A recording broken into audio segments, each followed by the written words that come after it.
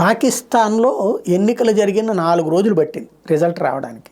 ఇందులో rigging, booth క్యాప్చరింగు, ఎత్తుకుపోవడం, చివరికి సైన్యమే దొంగ ఓట్లు వేయడం, ఇవన్నీ చూసేశారు ప్రజలందరూ కూడా.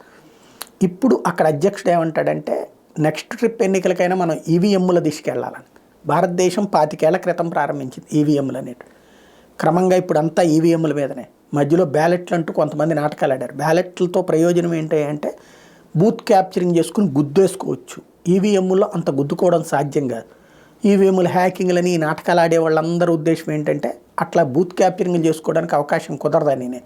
ఇప్పుడు పాకిస్తాన్లో అధ్యక్షుడికి ఈ ఫీలింగ్ వచ్చింది. ఎందుకు అంటే ప్రజల పెద్ద ఎత్తున, అంటే వాస్తవంగా చెప్పాలంటే కనీసం ఇంకో 50 సీట్లు ఇమ్రాన్ ఖాన్కి వచ్చుండే, కానీ ఈ బూత్ క్యాప్చరింగ్లు, ఈ రిగ్గింగుల కారణంగా అది రాలేదు. అయితే ప్రజలకు మరి ప్రపంచానికి మేము చాలా మంచి వాళ్ళం, మేధావులం అని చెప్పుకోవాలి కదా, అందుకని ఈవీఎంల గురించి ఆలోచించాల్సిన సందర్భం వచ్చిందని ఇప్పుడు అంటున్నాడు 25 ఏళ్ల తర్వాత.